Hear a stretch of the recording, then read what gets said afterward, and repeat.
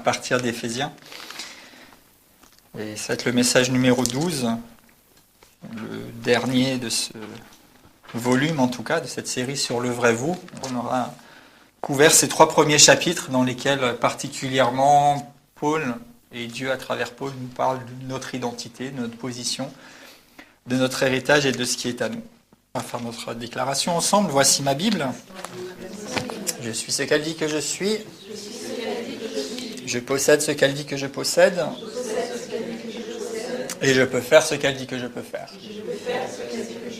Je vais maintenant entendre l'enseignement de la parole de Dieu.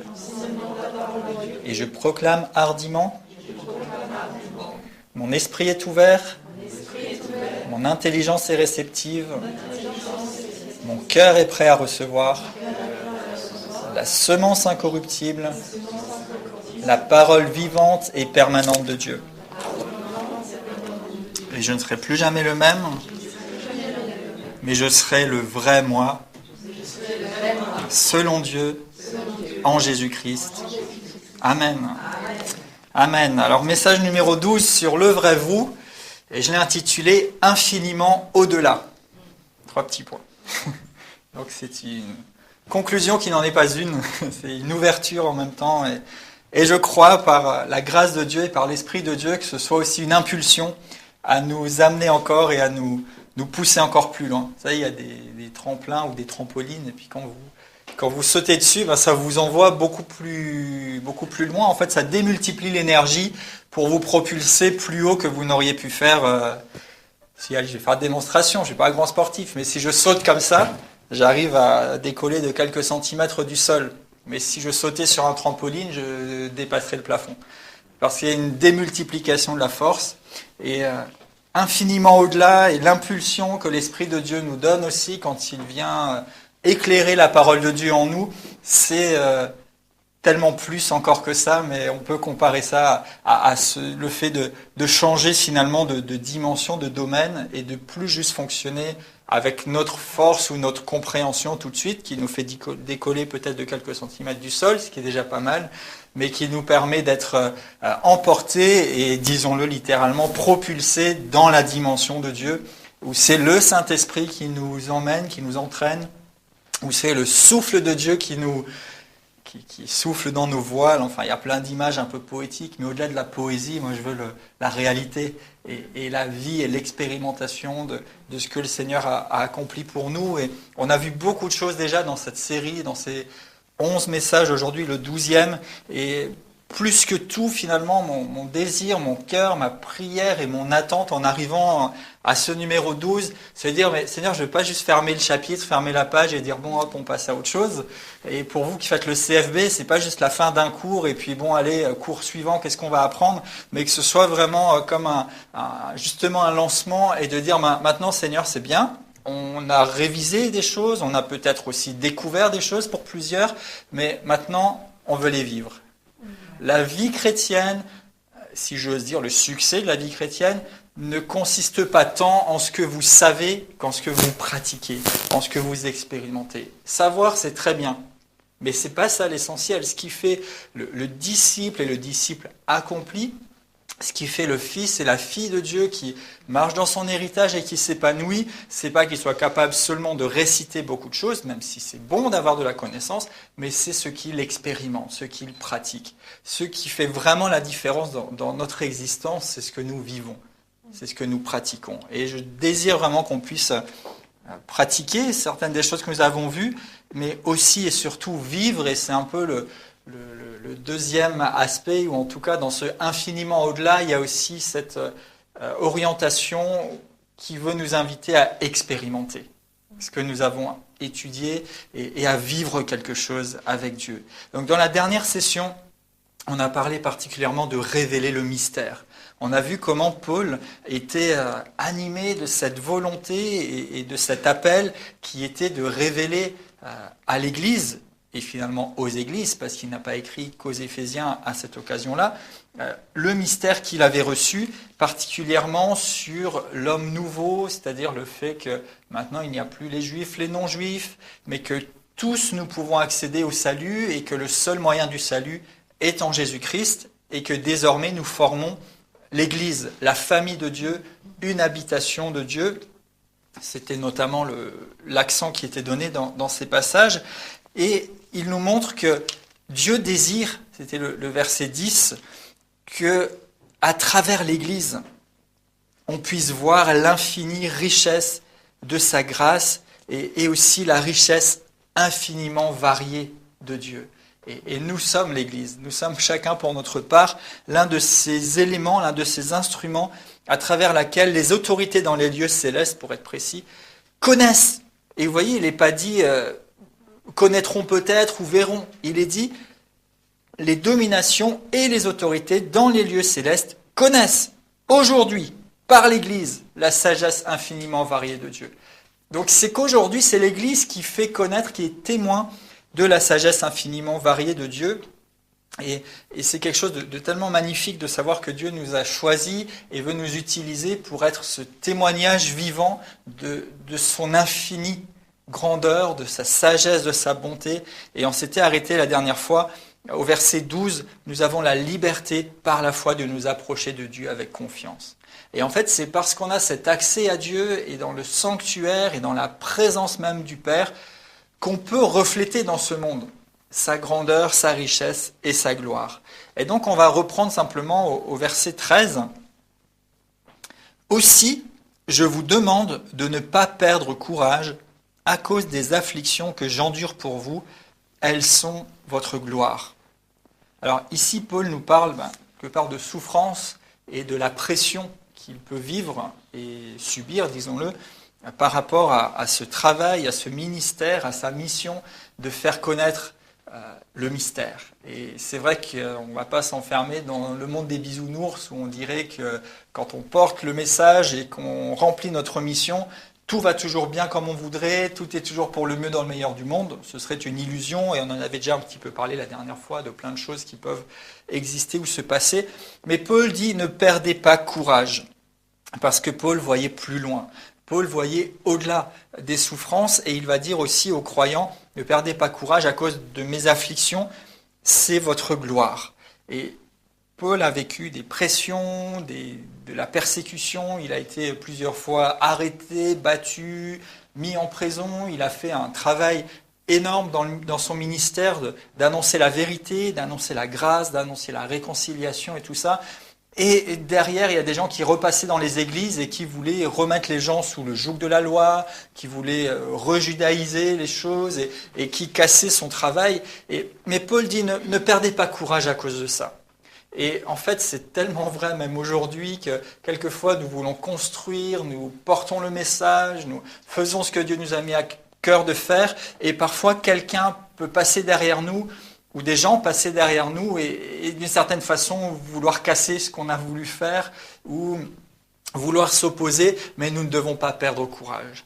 En fait, la puissance qui est contenue, et ça on l'avait déjà vu un petit peu la dernière fois, dans la révélation est tellement grande et c'est quelque chose de tellement supérieur à nous-mêmes que même si les gens essayent de le casser, c'est pas seulement à la hauteur de ce que nous aurions fait, et puis après il faut essayer de défendre notre travail, mais en fait on ne va pas perdre courage et on va continuer, on va dire tant pis, il y a des gens qui cassent, il y a peut-être des gens qui nous mettent la pression, mais nous on a un fardeau qui est beaucoup plus grand, qui est de refléter Christ d'une part, et aussi de porter le message qui est le nôtre, d'amener la révélation à ce monde du mystère qui nous a été confié. Vous vous rappelez la dernière fois, j'avais invité à réfléchir et à écouter le Seigneur, et je me mets avec pour entendre de Dieu et dire, Seigneur, aujourd'hui, c'est quoi ma différence?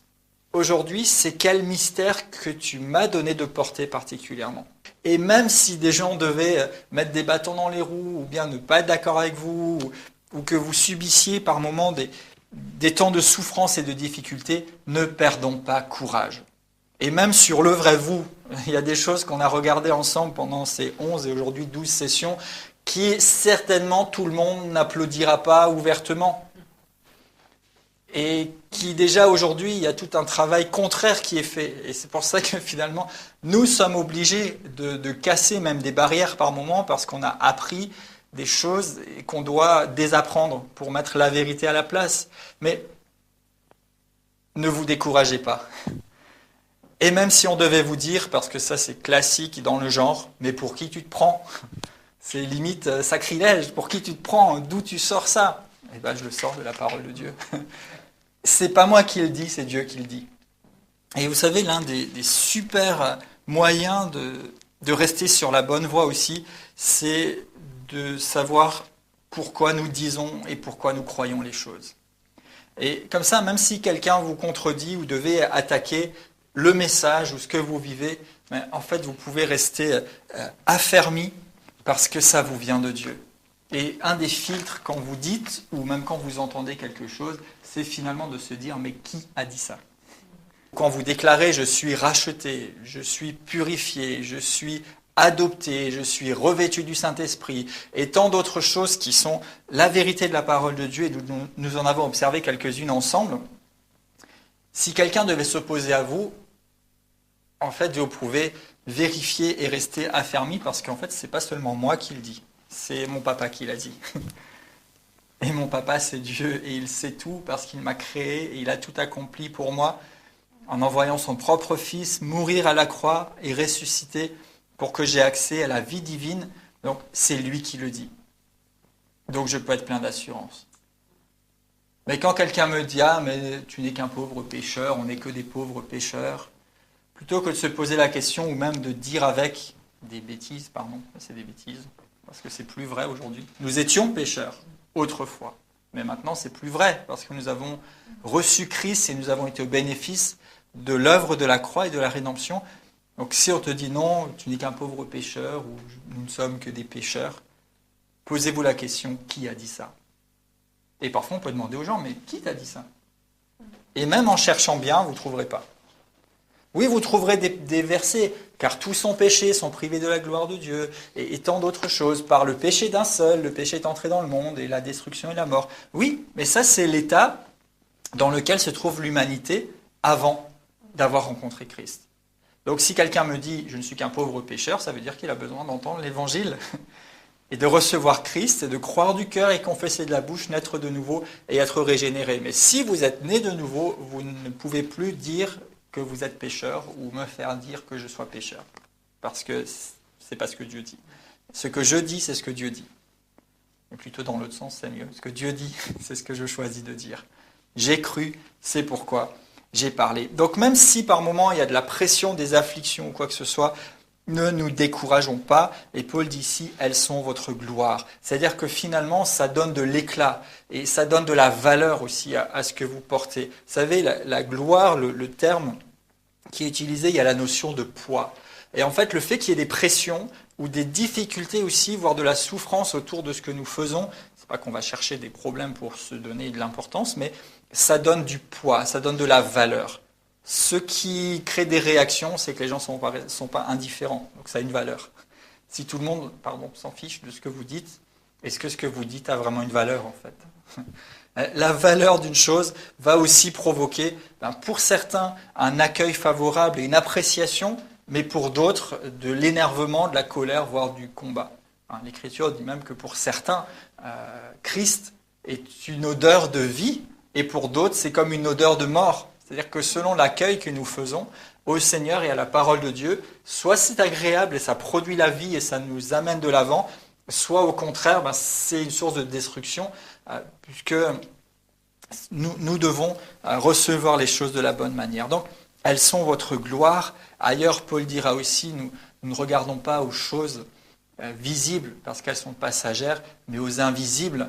Et toutes les souffrances que nous endurons produisent un poids de gloire au-delà de toute mesure. Donc il voit au-delà de la souffrance. Il dit peut-être qu'aujourd'hui je souffre, mais finalement ce qui m'est promis, ce qui est mon héritage, ce qui est mon avenir et ma responsabilité, et disons-le, les récompenses célestes sont tellement plus précieuses et représentent une gloire tellement plus grande que, en fait, cette souffrance, c'est pas assez pour me décourager. J'ai beaucoup plus, si j'ose dire, à gagner en portant le message et en allant de l'avant et en étant celui que je suis selon Dieu et en amenant la révélation et le mystère qui m'a été confié qu'en essayant de plaire aux gens ou de m'adapter à ce que les gens voudraient. Je pourrais peut-être me sentir mieux aujourd'hui sur la terre, mais nous avons beaucoup plus de temps à passer dans l'éternité.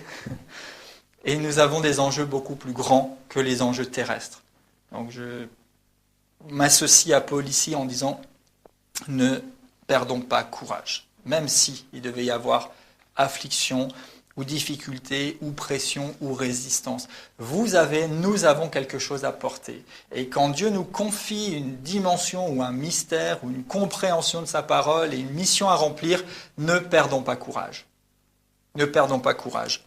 Et au contraire, ces afflictions peuvent être notre gloire. Donc ne pas se décourager par rapport à l'œuvre que nous pouvons faire, mais aussi tout simplement à notre vie de foi.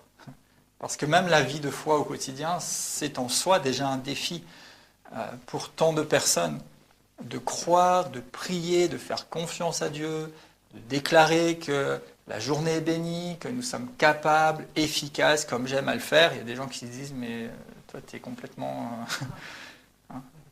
ou qui vous accusent, ou qui vous trouvent bizarre ou farfelu. Mais n'empêche qu'entre-temps, je vis ma journée le plus possible en accord avec ce que le Seigneur a préparé pour moi. Et surtout, je vois Dieu à l'œuvre. Et par rapport à certaines personnes qui m'ont pris et qui aujourd'hui certainement me prennent encore pour farfelu et qui, il y a quelques années de ça, m'ont dit « Oh, ça va te passer, c'est la jeunesse qui te fait ça ». Une bonne dizaine d'années et plus c'est passé, je ne me suis pas calmé. Et je suis peut-être encore pire, encore plus en feu parce que je réalise encore plus de ce que Dieu a pour moi. Et c'est aussi l'idée de ce infiniment au-delà, c'est qu'en fait on peut découvrir des choses et y prendre plaisir et vivre des choses avec Dieu, mais à chaque fois qu'on a l'impression que là il y avait un super truc, il y a encore une nouvelle perspective qui s'ouvre et le Seigneur dit il y a encore et infiniment au-delà. Et donc on ne peut pas s'arrêter, on peut s'arrêter en chemin. Si on choisit de le faire, mais si on choisit sincèrement de suivre le Seigneur et de marcher avec lui, en fait, je disais l'autre fois que la présence de Dieu et sa connaissance et sa révélation, d'une certaine façon, c'est presque addictif. C'est-à-dire que quand vous goûtez à la grandeur de Dieu et à sa présence et à sa gloire et à la vie et la paix et la satisfaction de faire la bonne chose, vous ne voulez plus vous en passer. Et parce que, oui, c'est un devoir, mais en même temps, ça nous fait du bien à nous-mêmes.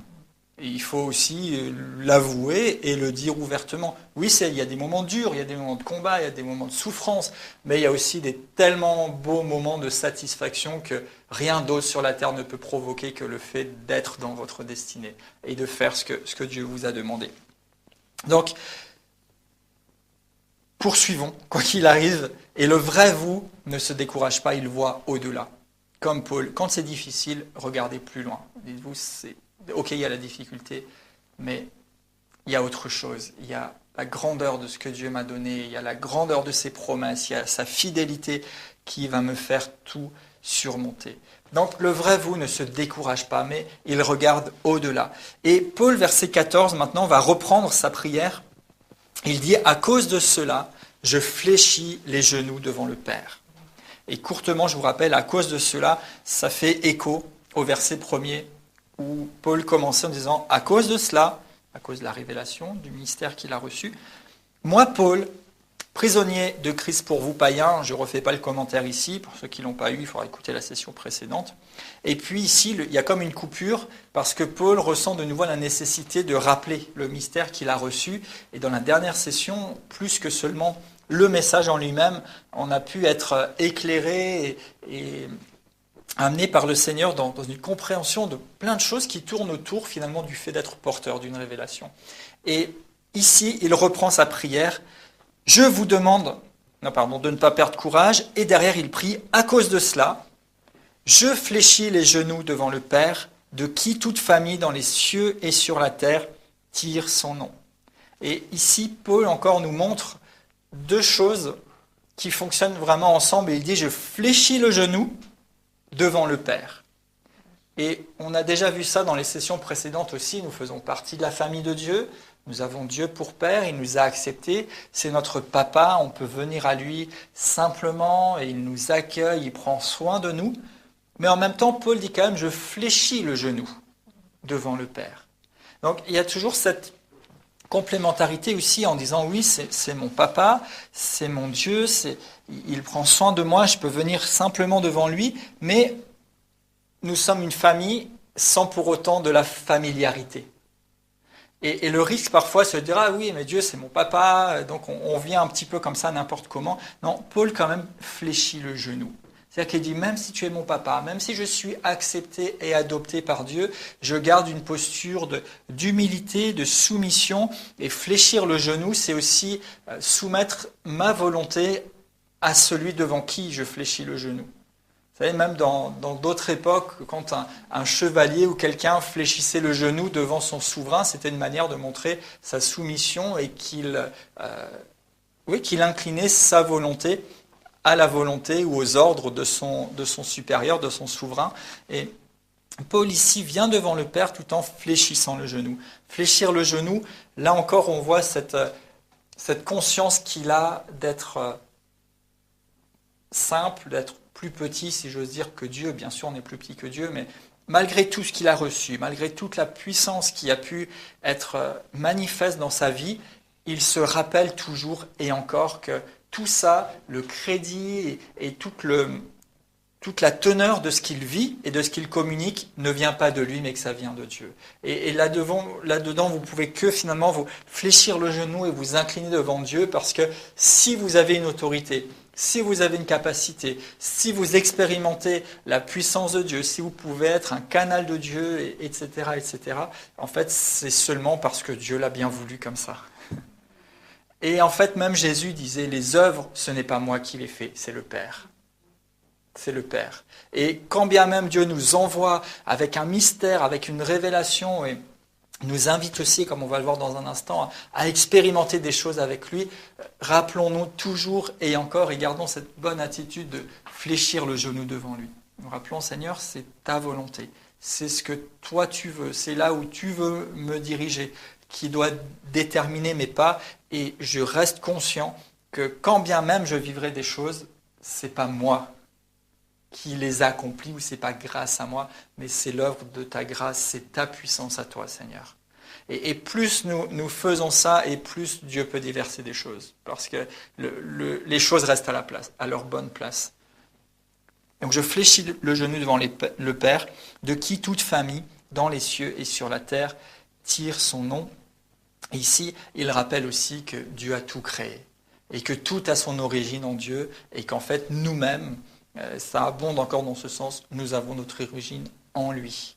Et il y a aussi la notion du nom, et ça serait tout un enseignement, mais le nom, il y a aussi ce rapport à la façon dont on appelle quelqu'un, mais aussi dont on définit quelqu'un, ou voire aussi l'identité. Quand on vous demande vos papiers, on vous demande, et ce qui a marqué dessus, c'est une carte d'identité. C'est-à-dire que même votre nom, c'est relié à votre identité.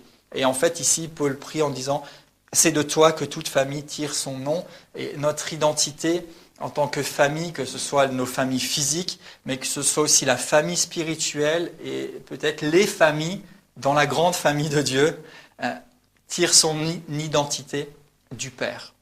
Donc notre identité en tant que fils et filles de Dieu, en tant que foyer, papa, maman et leurs enfants, en tant que communauté, une famille de Dieu, et plus généralement l'Église, en fait nous avons chacun et chacune une identité dans ces différentes sphères, personnelle, familiale, maison, familiale, Église, on peut dire Église locale, souvent les gens disent, ou communauté, et puis l'Église en général.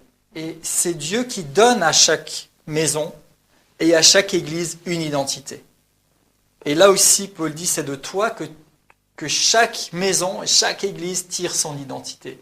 Donc quand nous sommes devant Dieu aussi, et dans l'écoute, et dans l'attente de, comme on l'a vu la dernière fois, ce mystère qu'il veut nous confier, et là Paul appuie encore en disant, c'est de toi, Père, que ça vient.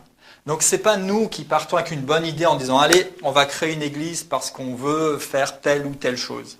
Lorsqu'on crée une œuvre, si quelqu'un doit créer une œuvre ou initier quelque chose, c'est parce qu'il y a une identité aussi particulière qui a besoin d'être manifeste et de témoigner quelque part. Et nous avons une identité, personnellement, dans chacun de nos foyers, nos maisons, mais aussi en tant que communauté. Et là aussi, peut-être la question peut s'ouvrir pour nous ou pour d'autres qui suivent l'enseignement en disant, quelle est votre identité? Quelle identité avez-vous tirée du Père? Du Père. C'est pas j'ai vu qu'il y a un mouvement où il y a un bon message et donc je vais essayer de me caler dessus et puis faire un nouveau truc pour essayer de rentrer de prendre, pardon de dire ça, mais comme dans un business, on prendrait des parts de marché avec un nouveau produit pour montrer autre chose ou pour qu'un réseau soit représenté ou quoi. Au-delà des questions de réseau et tout, même si ça peut être bien à condition que ce soit le fruit d'une révélation, d'une direction de Dieu, mais la question c'est quelle est l'identité? Quelle est l'identité que nous portons? Toute famille tire son nom, son identité de Dieu. Et donc, qu'est-ce que Paul prie, verset 16? Qu'il vous donne, selon la richesse de sa gloire, d'être puissamment fortifié par son esprit dans l'homme intérieur. Qu'il vous donne, selon la richesse de sa gloire, d'être puissamment fortifié par son esprit dans l'homme intérieur. En fait, ce que Paul prie de nouveau, et je referai le même commentaire que j'avais fait il y a quelque temps déjà maintenant dans la précédente prière de Paul, c'est que Paul ne prie pas tant pour les besoins physiques et matériels des gens. Paul met l'accent sur ce qui est le plus nécessaire, c'est ce qui se passe à l'intérieur de nous, sur le besoin d'être éclairé, sur le besoin d'une révélation, sur le besoin de quelque chose qui produise en nous. Et ici, il dit qu'il vous donne, selon la richesse de sa gloire, d'être puissamment fortifié par son esprit dans l'homme intérieur. Et la prière de Paul, c'est que finalement, ce dont vous avez le plus besoin et ce dont nous avons le plus besoin, c'est d'une force, c'est d'une puissance que le Saint-Esprit nous communique dans l'homme intérieur. Et ce qui est merveilleux ici, c'est qu'on voit encore toute une grandeur dans les termes qui sont choisis et qui le sont par inspiration. Il dit qu'il vous donne selon la richesse de sa gloire. Et ici, ça me fait penser à un autre passage de l'Écriture où il dit que mon Dieu pourvoira à tous mes besoins selon sa richesse et avec gloire en Jésus-Christ. Donc, il ne veut pas seulement qu'on soit fortifié, mais qu'on soit fortifié selon la richesse de sa gloire. Donc déjà, c'est pas juste comme si vous prenez une pilule de vitamine C pour vous sentir un peu mieux, quoi. C'est selon la richesse de sa gloire. Donc il y a une force, il y a une puissance, pas juste que vous soyez juste assez fort pour tenir debout et vous en sortir, mais que vous soyez fortifié selon la richesse de sa gloire et que vous soyez puissamment fortifié. Et je prie pour nous et je déclare pour nous que nous sommes puissamment fortifiés par son esprit selon la richesse de sa gloire, de manière à porter le mystère qui nous est donné de porter, de manière à expérimenter ce qui nous est donné d'expérimenter, que nous soyons, selon la richesse de sa gloire, puissamment fortifiés par son esprit dans l'homme intérieur, parce que ça commence à l'intérieur. Avant de vouloir être guéri, délivré ou quoi que ce soit, ce qui est très bon parce que c'est la promesse de Dieu et je le crois et je le reçois et je déclare pour vous la guérison, la délivrance et tout ce dont vous aurez besoin physiquement. Mais ce que nous avons besoin avant toute chose, c'est d'être puissamment fortifiés par l'Esprit dans l'homme intérieur. Et ensuite de l'intérieur, ça va pouvoir rayonner et se manifester. Et ce que je crois aussi pour nous en tant que communauté, c'est que nous soyons maintenant, dans ce temps particulier que nous vivons, puissamment fortifiés par son esprit dans l'homme intérieur. De manière à porter ce message, de manière à porter ce qui nous est donné de porter, de manière à refléter et à manifester l'identité qui est la nôtre dans notre génération. Puissamment fortifiés par son esprit, selon la richesse de sa gloire. C'est vraiment une dimension de plus. Et en fait, c'est finalement quelque chose de complètement illimité. Parce que Dieu ne connaît pas de limite dans sa grandeur, dans sa force, dans sa capacité. Et là encore, on voit que c'est finalement plus tellement de nous que ça dépend, si quelqu'un pensait encore, mais ça dépend vraiment de lui.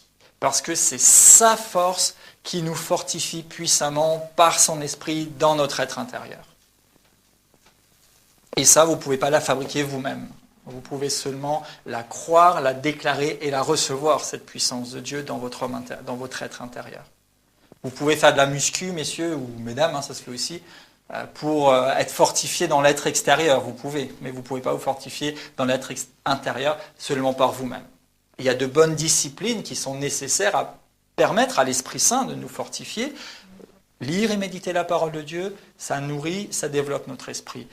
Parler en langue et être en communion avec le Saint-Esprit, ça développe aussi, ça fortifie notre esprit. Mais au-delà de fortifier notre esprit, ce que Paul prie ici, ce qu'il désire et ce que je désire et ce que nous devrions aussi finalement attendre de Dieu, c'est d'être puissamment fortifié par son esprit. C'est encore plus que de fortifier mon esprit, c'est d'être fortifié par lui.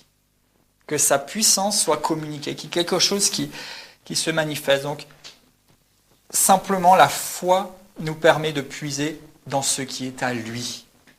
C'est plus ma force. C'est même pas la force de mon esprit. C'est bon et c'est nécessaire, attention, comprenez-moi très bien, de développer mon esprit et d'avoir un esprit fort avec la parole de Dieu, avec la présence de Dieu, avec, comme je disais, le parler en langue et toutes ces bonnes disciplines qui fortifient notre esprit. Mais il y a encore autre chose que la force de mon esprit que je développe et qui est ma responsabilité, et c'est de recevoir sa puissance dans mon esprit. C'est d'être puissamment fortifié par son esprit dans mon être intérieur. Donc je dois me fortifier moi-même, mais aussi être fortifié par son esprit. Ce qui finalement me fait passer de la dimension de ce que j'ai fait et qui est excellent et qui est le socle nécessaire à la dimension de l'illimité de Dieu, parce que quand c'est lui qui me fortifie selon sa richesse puissamment dans mon esprit, alors là,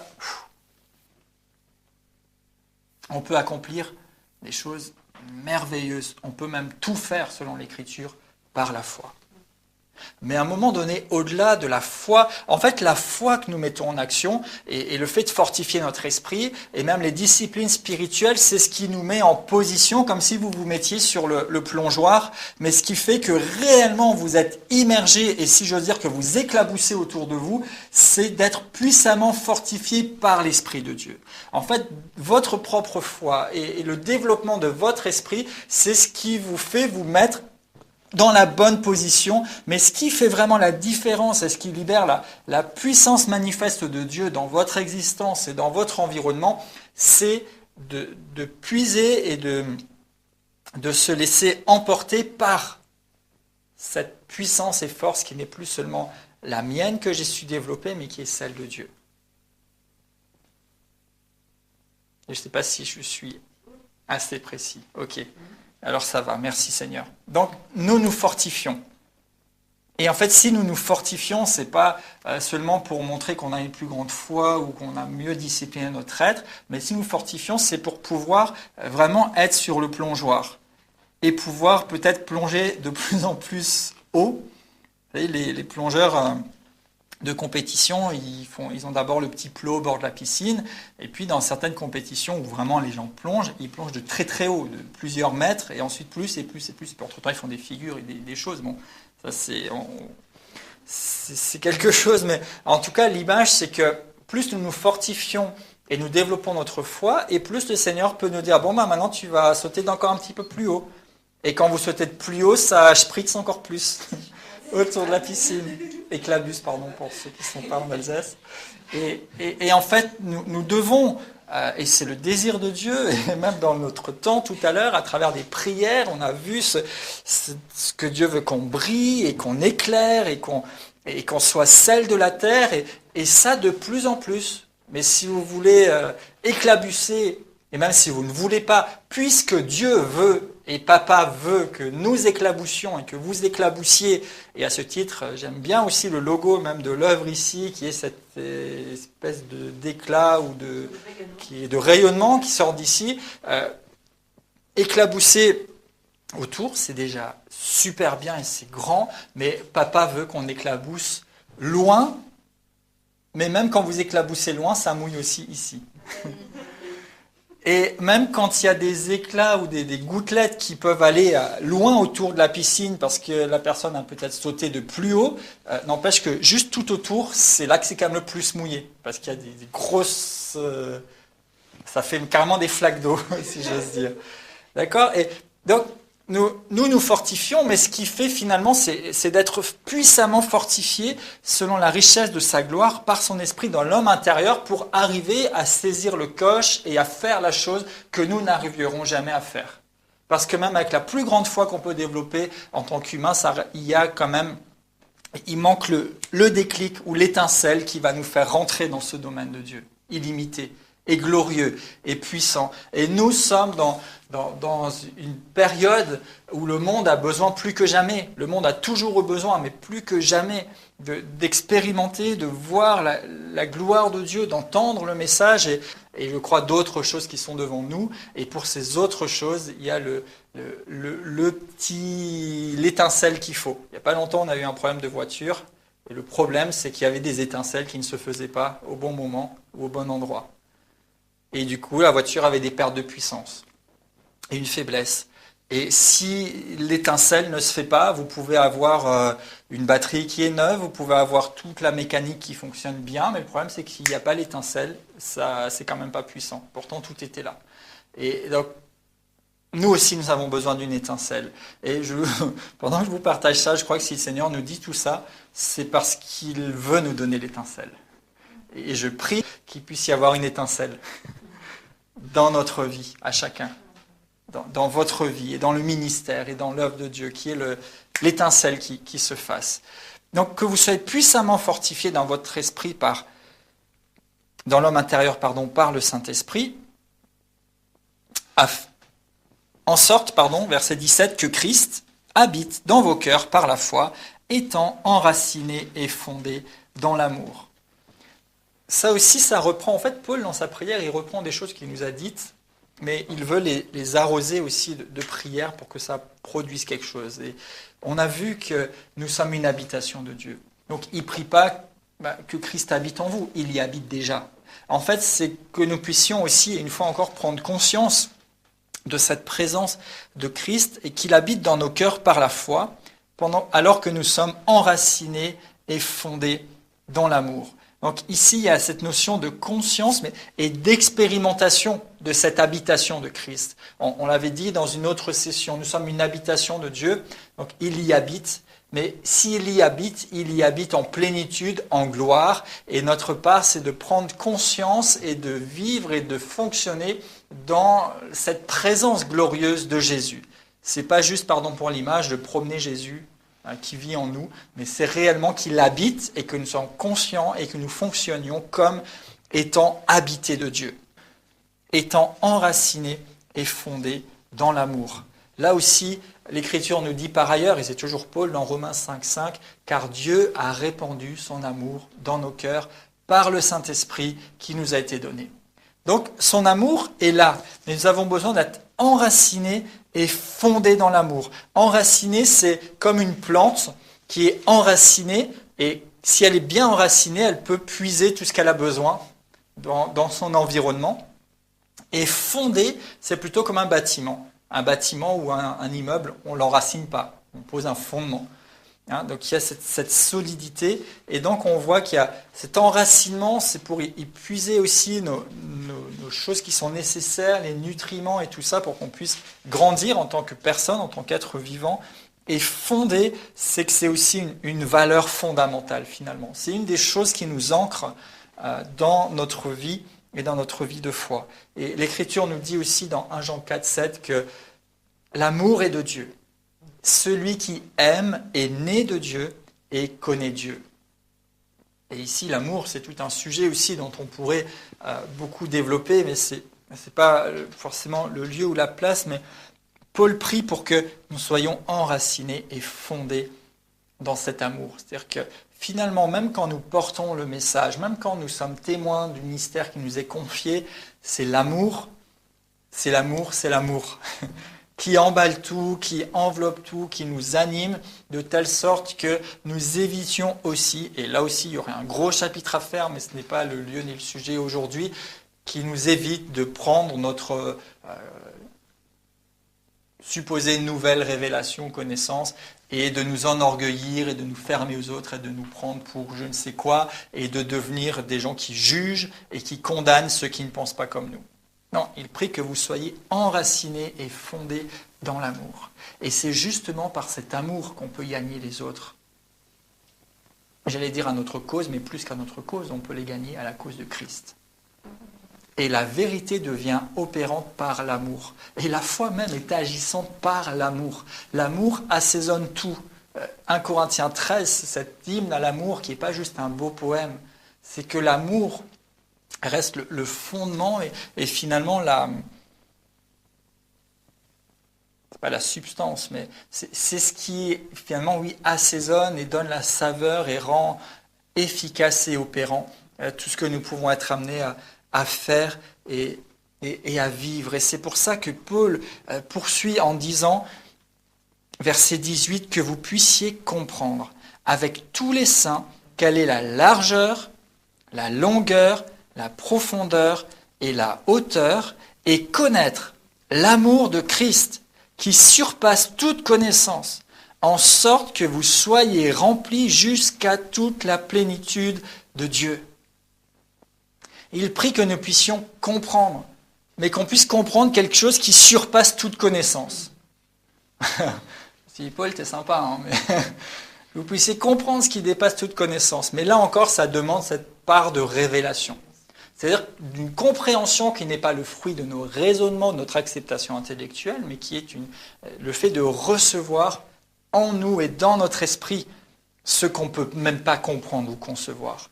Et c'est là aussi que je parle d'infiniment au-delà, c'est qu'il y a beaucoup de choses, et c'est excellent, que nous pouvons atteindre et vivre parce que nous comprenons intelligemment ce que dit la parole de Dieu et ce que Dieu nous dit, et nous le pratiquons et nous expérimentons.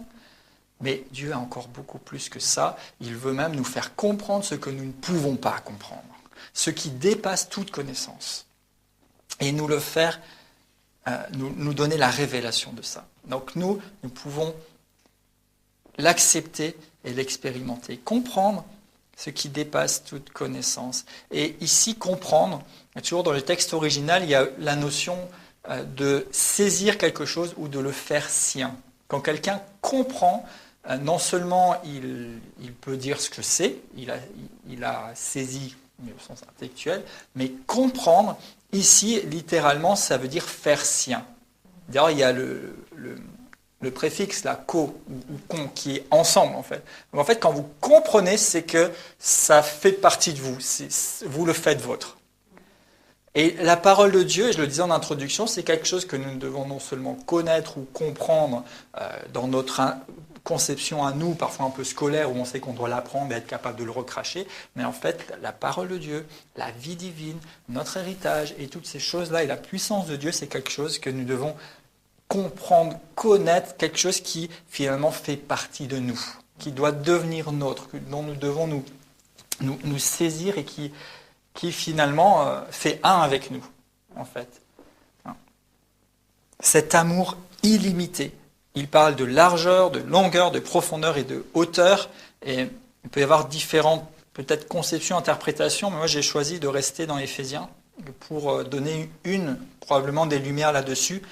Mais quand il parle de la largeur, on peut penser un peu en termes horizontal. C'est-à-dire c'est cet amour de Dieu qui va vers tous les hommes.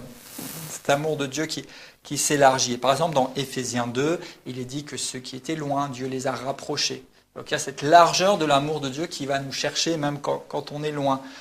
C'est de mettre ensemble les Juifs et les païens pour créer maintenant un seul corps, à condition que tous soient nés de nouveau et croient selon l'œuvre de Christ. Il a cassé le mur, etc.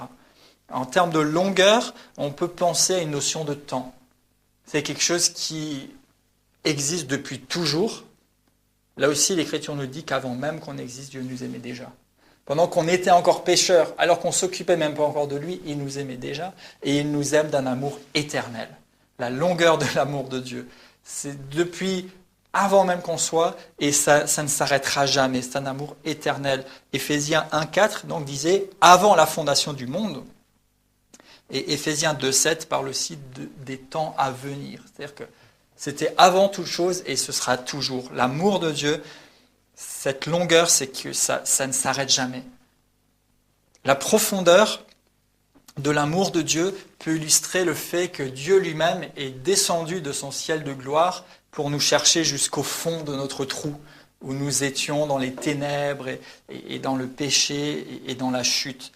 Par exemple, dans Éphésiens 2, les premiers versets, il dit justement quand nous étions encore pécheurs, quand nous étions morts par nos offenses et par nos péchés, donc il est descendu nous chercher au plus profond de là où nous étions pour nous redonner accès à lui et en fait de ce plus profond nous faire, et c'est la hauteur, monter, être avec lui. Et l'Écriture dit qu'il nous a bénis de toute bénédiction spirituelle dans les lieux célestes en Christ, dès le début d'Éphésiens 1, et aussi Éphésiens 2,6, qu'il nous a fait asseoir dans les lieux célestes, et donc il nous fait remonter et être dans les lieux élevés avec lui. Donc c'est l'une des manières dont on peut voir et comprendre, mais en fait ce que Paul insiste pour nous montrer que l'amour de Dieu, c'est pas juste quelque chose comme nous on peut parfois le concevoir, où aujourd'hui je t'aime et demain je t'aime plus, ou je t'aime parce que tu as fait quelque chose de bien, puis quand c'est moins bien, je t'aime plus trop.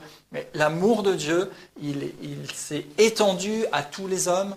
L'amour de Dieu a commencé avant la fondation du monde et il est éternel. L'amour de Dieu fait qu'il descend jusqu'au plus profond des lieux de solitude et d'égarement pour nous chercher et qu'il nous amène dans les hauteurs de sa gloire et de sa présence pour vivre avec Christ ressuscité. Et donc il veut nous faire connaître. Et là je reviens insister un peu par rapport à comprendre. Mais pour connaître, ici le terme grec c'est ginosko. Et en fait ça parle d'expérience. Donc il veut que nous ayons l'expérience de l'amour de Christ.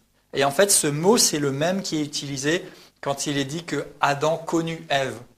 Et ensuite, ils ont eu des enfants. Vous savez tous comment on fait pour avoir des enfants. C'est pas juste qu'on connaît quelqu'un, je sais que tu existes et je sais comment tu fonctionnes. Les deux deviennent un. Il y a une expérience, il y a quelque chose qui se passe. Il y a cette union et cette unité qui se produit. Donc que vous puissiez connaître, c'est pareil que Adam connut Ève, c'est pareil que Marie dit « je n'ai pas connu d'homme ». Alors que Marie, elle connaissait des hommes quand même, elle n'était pas enfermée dans un truc de bonne sœur, dans un couvent, oui merci.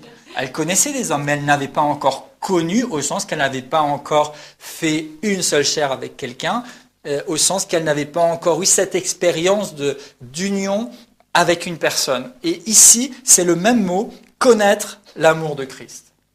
Et en fait, Dieu désire que nous connaissions, c'est-à-dire que finalement, nous vivions une expérience et une union à Christ, comparable, et plus loin d'ailleurs dans l'Épître aux Éphésiens, il compare l'Église et Christ à une relation de mari et femme.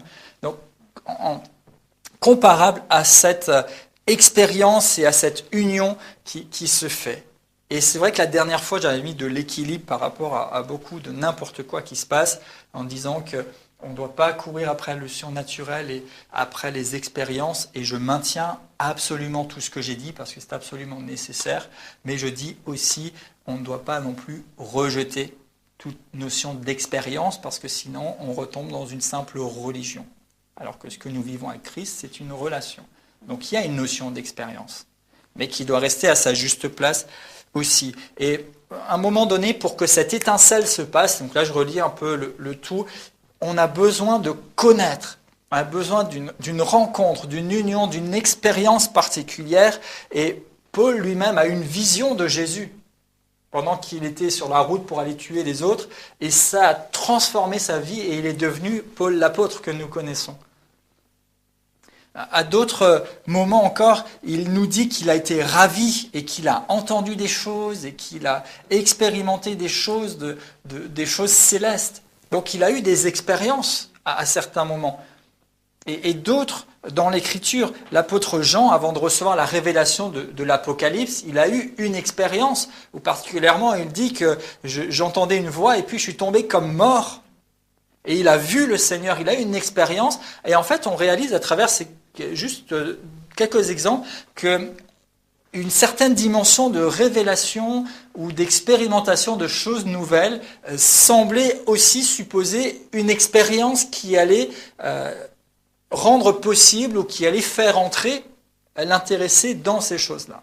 Et il y a une notion et il y a une réalité dans le fait d'expérimenter Christ et de connaître l'amour de Dieu, pas seulement savoir qu'il nous aime, même si ça nous fait du bien, mais que nous le ressentions, que nous l'expérimentions. L'idée, c'est de vivre l'amour de Dieu et de connaître Christ et d'être puissamment fortifié par son esprit dans l'être intérieur. Tout ça englobe une notion de vivre quelque chose, en fait, avec Dieu.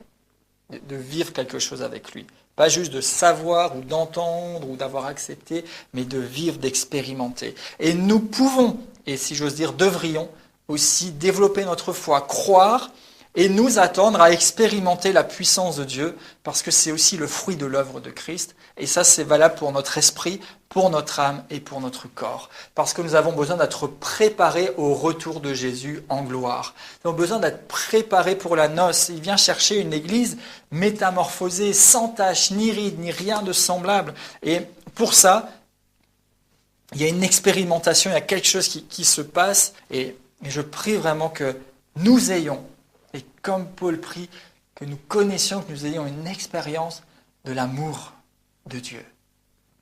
Que nous ayons une expérience en sorte, il dit, que nous soyons remplis jusqu'à toute la plénitude de Dieu. Waouh! Et déjà, nous l'acceptons et l'Esprit de Dieu peut témoigner en nous et agir. Et simplement, nous voulons rester disponibles et c'est dans sa souveraineté. S'il veut nous faire vivre quelque chose de particulier, eh bien en disant, Seigneur, saisis-moi comme tu veux. Si tu veux me faire vivre quelque chose, Seigneur, je veux bien parce que je veux te connaître, je veux t'expérimenter. Et ça, je le dis entre moi et le Seigneur, entre vous et le Seigneur. Mais c'est pas le truc de dire, ouais, qui c'est qui a vécu le truc le plus dingue, c'est que vous ayez vécu quelque chose, que nous ayons, que vous ayez un vécu avec Dieu, qui nous enracine, qui nous ancre profondément dans la conviction de celui en qui nous croyons, avec qui nous marchons et de ce qu'il a déposé en nous. En sorte d'être rempli jusqu'à toute la plénitude de Dieu. Ici, rempli, c'est remplir, quand vous versez quelque chose dans un récipient. Mais il y a aussi la notion d'être comblé, parfait ou accompli.